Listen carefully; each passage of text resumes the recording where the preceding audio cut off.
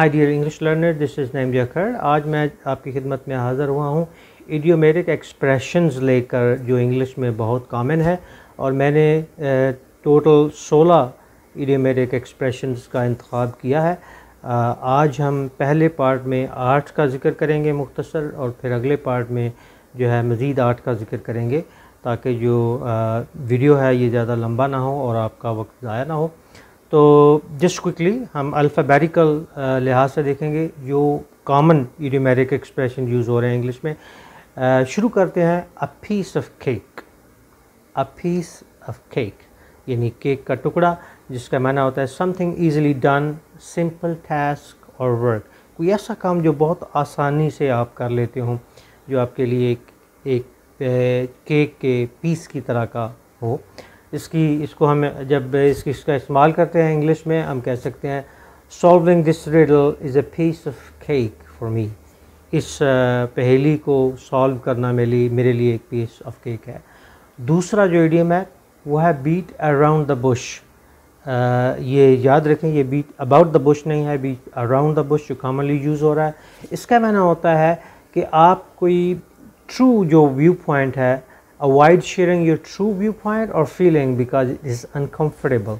आप महसूस करते हैं, गैर खुशगवार महसूस करते हैं कि जो आपका असल नज़रिया है वो आप किसी के सामने पेश करें, तो आप इधर उधर की, हम इसे उर्दू में कह सकते हैं इधर उधर की हाँकना। She is beating around the bush on her household issues.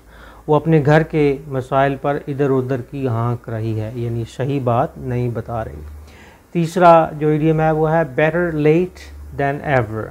ये आपने कभी सफ़र करते हुए भी शायद साइन बोर्ड देखा हो कि ना पहुंचने से देर से पहुंचना बेहतर है।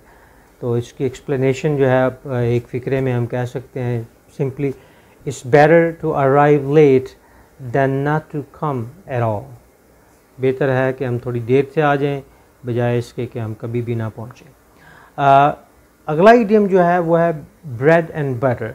इसका माना होता है किसी की रोज़ी, किसी का जो अर्निंग है, यानी अर्निंग ऑफ अ पर्सन, और it indicates when a person earns for living, यानी क्या जो आपका ज़रिया मुआश है, आपकी रोज़ी जो है वो कितनी है।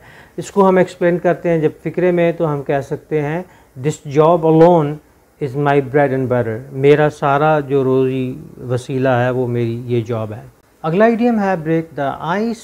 बज़ाहिर इसके मानी ये हैं कि बर्फ़ तोड़ना। यही कमाल होता है इडियोमेटिक एक्सप्रेशंस में कि ये होते कुछ और कह कुछ और रहे होते हैं, मतलब कुछ और होता है।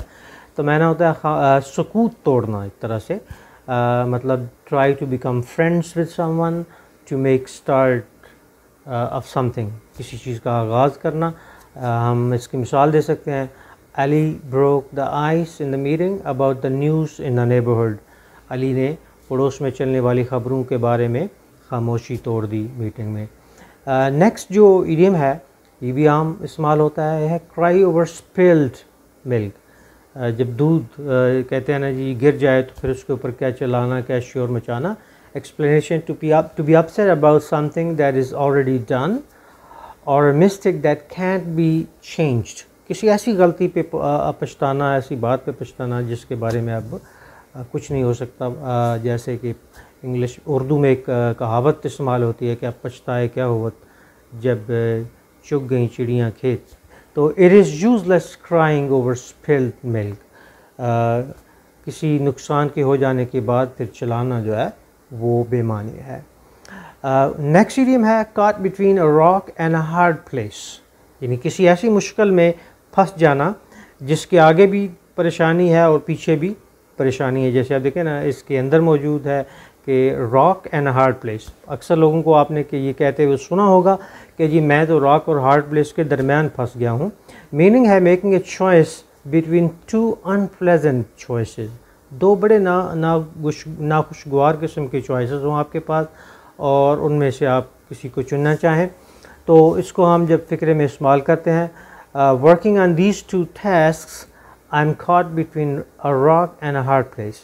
इन दो कामों पर काम करते हुए, इन दो चीज़ों पर मेरे लिए ऐसे ही है जैसे मैं दो मुश्किलात में घिर गया हूँ। अगला इडियोमेरिक एक्सप्रेशन जो हमारे पास है वो है giving the benefit of doubt, किसी को शक का फ़ायदा देना, meaning believing someone story without proof even though it may seem unbelievable. आप जब किसी की स्टोरी पर चारों नाचार आप किसी की कहानी पर यकीन कर लेते हैं, अगरचे आपको पता होता है कि ये नाकाबिले यकीन है लेकिन कोई प्रूफ नहीं होता, तो हम कहते हैं जी हमने इसको किसी को शक का जो है फ़ायदा दिया हुआ है।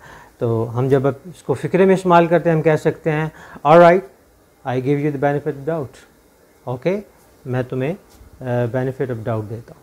सो डियर लर्नर्स, ये था पहला हिस्सा पार्ट 1, 16 जो मोस्ट फेमस और मोस्ट यूज़फुल इडियोमेरिक एक्सप्रेशंस हैं इंग्लिश के। आप अगले पार्ट को सुनने के लिए चैनल को सब्सक्राइब करें, बेल बटन दबाएं और दोस्तों को रेफ़र करें और of course keep in touch. Have a good day.